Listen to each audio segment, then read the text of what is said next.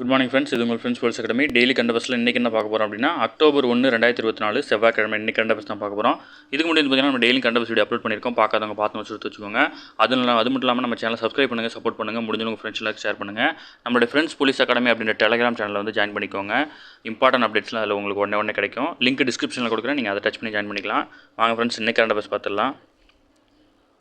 First நடிகர் மிதுன் சக்கரவர்த்திக்கு வந்து பார்த்திங்கன்னா தாதா சாஹேப் பால்கே விருது வந்து வழங்கியிருக்கிறாங்க.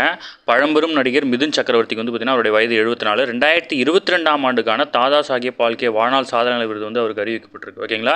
திரைப்படத்துறையில் மிகவும் உயரிய விருதாக வந்து பார்த்திங்கன்னா இந்த தாதா சாஹேப் பால்கே விருது வந்து பார்த்திங்கன்னா வழங்கப்பட்டு வருது. இந்த விருது வந்து பார்த்திங்கன்னா மத்திய அமைச்சர் அஸ்வினி வைஷ்ணவ் வந்து பார்த்திங்கன்னா இது குறித்த அறிவிப்பை வந்து பார்த்திங்கன்னா தன்னுடைய எக்ஸ் வலைதள பக்கத்தில் வந்து வெளியிட்டிருக்காரு. அக்டோபர் 8ஆம் தேதி நடைபெற உள்ள 70வது தேசிய திரைப்பட விருதுகள் வழங்கும் விழாவில் தான் வந்து பார்த்திங்கன்னா இந்த விருது அவருக்கு வழங்கப்பட இருக்கு. ஓகேங்களா. நிகழாண்டு ஜனவரியில் வந்து பார்த்திங்கன்னா இவருக்கு பத்மபூஷன் விருதும் வந்து பார்த்திங்கன்னா வழங்கியிருக்கிறாங்க. அடுத்து வானிலை அறிவிப்பை அறிய வந்து பார்த்திங்கன்னா புதிய செயலி ஒன்று அறிவிக்கப்பட்டிருக்கு. வந்து பார்த்திங்கன்னா டிஎன் அலர்ட் அப்படின்ற கைபேசி செயலி வந்து பார்த்திங்கன்னா அரசு வந்து உருவாக்கியிருக்காங்க. ஓகேங்களா.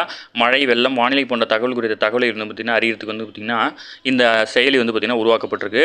மழை காலங்கள் வந்து பார்த்திங்கன்னா மீனவர்களே அது அதிக பாதிப்படைகிறதுனால வந்து பார்த்திங்கன்னா ஆழ்கடலில் மீன்பிடிக்க செல்லும் மீனவர்களுக்கு வந்து பார்த்திங்கன்னா புயல், கனமழை குறித்த தகவல்களை நவீன தொழில்நுட்ப சாதனங்கள் மூலமாக உரிய நேரத்தில் கொண்டு சேர்க்க வந்து பார்த்திங்கன்னா அரசு வந்து பார்த்திங்கன்னா அடுத்த கட்ட நடவடிக்கை எடுத்துகிட்டு இருக்காங்க. ஓகேங்களா. தற்போது டிஎன் அலர்ட் அப்படின்ற ஒரு கைபேசி செயலியை உருவாக்கியிருக்காங்க. இது எதுக்குன்னு வந்து பார்த்திங்கன்னா கொஸ்டின் கேட்க வாய்ப்பு இருக்குது. டிஎன் நியூஸ் சார்பில் வந்து பார்த்திங்கன்னா இந்த மாதிரி கொஸ்டின்ஸ்லாம் கேட்பாங்க. ஓகேங்களா. டிஎன் அலர்ட் அப்படின்றது வந்து பார்த்திங்கன்னா வானிலை அறியறதுக்கான ஒரு செயலி. ஓகேங்களா. அடுத்து 2025-26ஆம் ஆண்டுக்கான தடவாள உற்பத்தி வந்து பார்த்திங்கன்னா 84,000 கோடி இலக்கை எட்ட வந்து பார்த்திங்கன்னா முடிவெடுத்திருக்காங்க. ஓகேங்களா.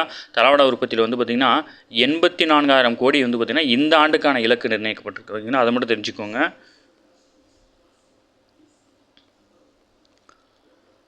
அடுத்து வந்து பார்த்திங்கன்னா இலங்கையினுடைய 9வது அதிபராக அனுரகுமார் திசாநாயக் வந்து பார்த்திங்கன்னா பதவியேற்றிருக்கிறார். ஓகேங்களா. இவர் வந்து பார்த்திங்கன்னா இலங்கையினுடைய 9வது அதிபர். பேர் ஞாபகம் வச்சுக்கோங்க, இது ரொம்ப முக்கியமானது, அடிக்கடி கேட்கக்கூடிய கேள்வி. ஏன்னா நம்மளுடைய அண்டை நாடுகளுடைய பிரதமர் மற்றும் அதிபருடைய பேர் வந்து நம்ம கண்டிப்பாக ஞாபகம் வச்சுக்கணும். சென்னை உயர்நீதிமன்ற நீதிபதியாக வந்து பார்த்திங்கன்னா ஷகீம் அகமது வந்து பார்த்திங்கன்னா பொறுப்பேற்றிருக்காரு. இதனால் நீதிபதிகளோட எண்ணிக்கை வந்து பார்த்திங்கன்னா 67 உயர்ந்திருக்கு. ஓகேங்களா. சென்னை உயர்நீதிமன்றத்தை பொறுத்தவரை மொத்தம் வந்து பார்த்திங்கன்னா 75 நீதிபதிகள் இருக்கிறாங்க. அதில் 67 பேர் இப்போ இருக்கிறாங்க. இன்னும் 8 நீதிபதிகளுடைய பதவிகள் வந்து காலியாக இருக்குது. இது வந்து பார்த்திங்கன்னா அலகாபாத் உயர்நீதிமன்றத்தில் நீதிபதியாக இருந்தவர் சென்னை உயர்நீதிமன்றத்துக்கு வந்து மாற்றப்பட்டிருக்காரு. இவருக்கு வந்து பார்த்திங்கன்னா சென்னை உயர்நீதிமன்றத்தினுடைய தலைமை நீதிபதி ஓகேங்களா KR ஸ்ரீராம் அவர் தான் வந்து பார்த்திங்கன்னா பதவி பிரமாணம் செஞ்சு வச்சுருக்காரு. இது ஞாபகம் வச்சுக்கோங்க. சென்னை உயர்நீதிமன்றத்தினுடைய KR ஸ்ரீராம் வந்து பார்த்திங்கன்னா பதவி பிரமாணம் வந்து செஞ்சு வச்சுருக்காரு. அடுத்து உயிர்காக்கும் சேவையில் பங்கெடுப்போம் அப்படின்ற ரத்த தானம், அதாவது பார்த்திங்கன்னா தன்னார்வ ரத்த தான தினம் வந்து பார்த்திங்கன்னா அக்டோபர் 1ஆம் தேதி வந்து பார்த்திங்கன்னா கொண்டாட இருக்கிறாங்க. இதில் வந்து பார்த்திங்கன்னா தமிழ்நாட்டில் இதற்கென 107 அரசு ரத்த மையங்களும் 247 தனியார் ரத்த மையங்களும் செயல்பட்டுக்கிட்டு இருக்குது. ஓகேங்களா. இதை பற்றி தெரிஞ்சது வந்து பார்த்திங்கன்னா ரத் கோஷ் அப்படின்ற ஒரு இணையதளம் வந்து பார்த்திங்கன்னா செயல்பாட்டில் இருக்குது. இந்த இணையதளம் கொடுத்து இது எதற்கானதுன்னு கேட்க வாய்ப்பு இருக்குது. ஏன்னா இந்த மாதிரி டெக்னிக்கல் கொஸ்டின் நிறைய கேட்குறாங்க. அதனால் நீங்கள் அதெல்லாம் தெரிஞ்சு வச்சுக்கணும். கண்டிப்பாக அதை படித்து நோட் பண்ணிக்கோங்க. அடுத்து சர்வதேச முதியோர் தினம் வந்து பார்த்திங்கன்னா இன்று அனுசரிக்கப்படுகிறது. சர்வதேச முதியோர் தினம் ஆண்டுதோறும் அக்டோபர் 1ஆம் தேதி வந்து பார்த்திங்கன்னா கடைபிடிக்கப்படுது.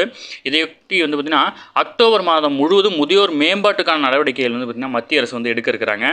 இதன் மூலம் தலைமுறைக்கு இடையேயான பிணைப்பு அப்படின்ற கருப்பொருளை வந்து மையமாக கொண்டு முதியோர்களை மதித்து கவனித்துக் கொள்வதன் முக்கியத்துவத்தை எடுத்துக்காட்டும் விதமாக வந்து பார்த்திங்கன்னா 1 மாத கால நிகழ்வுக்கு வந்து பார்த்திங்கன்னா மத்திய அரசு வந்து திட்டமிட்டிருக்காங்க.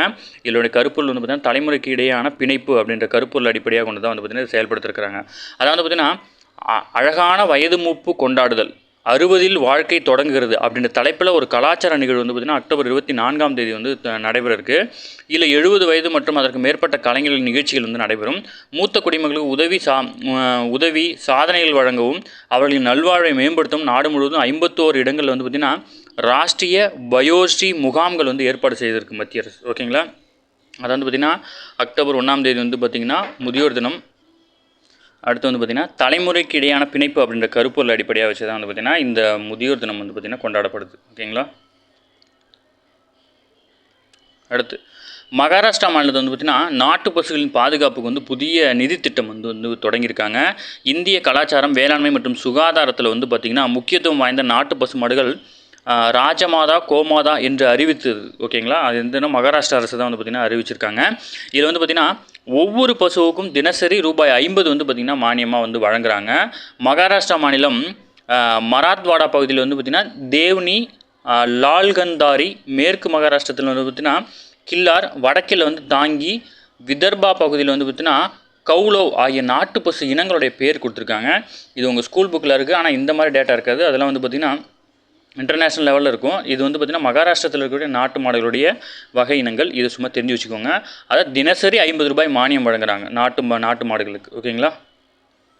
அடுத்து இந்திய பேட்டர் விராட் கோலி வந்து பார்த்திங்கன்னா அதாவது பார்த்திங்கன்னா அனைத்து கிரிக்கெட் போட்டிகளிலும் வந்து பார்த்திங்கன்னா 27,000 ரன்களை எட்டியே 4வது வீரர் அப்படின்ற சாதனை வந்து படைச்சிருக்காரு. இதில் முதலிடத்தில் இந்தியாவுடைய சச்சின் டெண்டுல்கர் இருக்கார். 2ஆம் இடத்துல வந்து பார்த்திங்கன்னா இலங்கையினுடைய குமாரா சங்கரா இருக்கார். 3ஆம் இடத்துல ஆஸ்திரேலியாவுடைய ரிக்கி பாண்டிங் அவர் தான் இருக்கிறாரு. இதை தொடர்ந்து 4வது இடத்துல தான் வந்து பார்த்திங்கன்னா விராட் கோலி வந்து பார்த்திங்கன்னா 27,000 ரன்களுடன் முதலிடத்தில் இருக்கிறார். ஓகேங்களா. சச்சின் டெண்டுல்கர் வந்து பார்த்திங்கன்னா 34,000 ரன்களில் முதலிடத்தில் இருக்கிறார். அடுத்து பட்டியலின மாணவர்களுக்கு வந்து பார்த்திங்கன்னா அது வந்து பட்டியலினத்தை சேர்ந்த ஒரு மாணவருக்கு தன்னுடைய அதை வந்து பார்த்திங்கன்னா அந்த காலேஜ் ஃபீஸ் அதை வந்து பார்த்திங்கன்னா ஐஐடியில் வந்து கட்டக்கூடிய 17,500 ரூபா செலுத்தாதனால வந்து பார்த்திங்கன்னா அவருடைய வாய்ப்பு மறுக்கப்பட்டதை தொடர்ந்து உச்சநீதிமன்றம் வந்து பார்த்திங்கன்னா அவருக்கு அதே இடத்துல வந்து பார்த்திங்கன்னா மீண்டும் வாய்ப்பை கொடுக்க சொல்லியிருக்கிறாங்க. இதில் வந்து பார்த்திங்கன்னா மனுதாரருக்கு வந்து பார்த்திங்கன்னா அவர் பணம் கட்டியிருந்தால் என்ன டிபார்ட்மெண்ட்டு என்ன சீட்டு என்ன கொடுத்துருப்பீங்களோ அது எல்லாத்தையும் திருப்பி கொடுக்கணும் அப்படின்னு சொல்லியிருக்காங்க. இதற்கான சட்டப்பிரிவை வந்து பார்த்திங்கன்னா மென்ஷன் பண்ணி கொடுத்துருக்காங்க. இந்திய அரசியலமைப்பு சட்டத்தின் 142வது பிரிவு உச்சநீதிமன்றத்துக்கு வழங்கியுள்ள பிரத்யேக அதிகாரங்களை பயன்படுத்தி இந்த உத்தரவை வந்து பார்த்திங்கன்னா நீதிபதி பிறப்பிச்சிருக்காங்க. ஓகேங்களா. இந்த ஆர்டிக்கல் எடுத்து சும்மா ஒரு டைம் படித்து பார்த்துக்கோங்க. ஓகே ஃப்ரெண்ட்ஸ், இன்றைக்கி கரண்ட் அஃபேர்ஸ் அவ்வளோதான். இது தாண்டி எதுவும் கேட்க வாய்ப்பு இல்லை. இதை மட்டும் நோட் பண்ணிக்கோங்க. நம்ம சேனலை சப்ஸ்கிரைப் பண்ணுங்கள், சப்போர்ட் பண்ணுங்கள், முடிஞ்சவங்க ஃப்ரெண்ட்ஸ் எல்லாம் ஷேர் பண்ணுங்கள். உங்களுக்கு எதாவது டவுட் இருந்துச்சுன்னா கமெண்ட் செக்ஷனில் கமெண்ட் பண்ணுங்கள். கண்டிப்பாக நம்ம ரிப்ளை பண்ணுவோம். அதேமாதிரி நம்மளோட friends police academy update Telegram channel வந்து ஜாயின் பண்ணிக்கோங்க. இம்பார்ட்டன்ட் அப்டேட்ஸ்லாம் உங்களுக்கு அதில் உடனே கிடைக்கும். Thank you friends.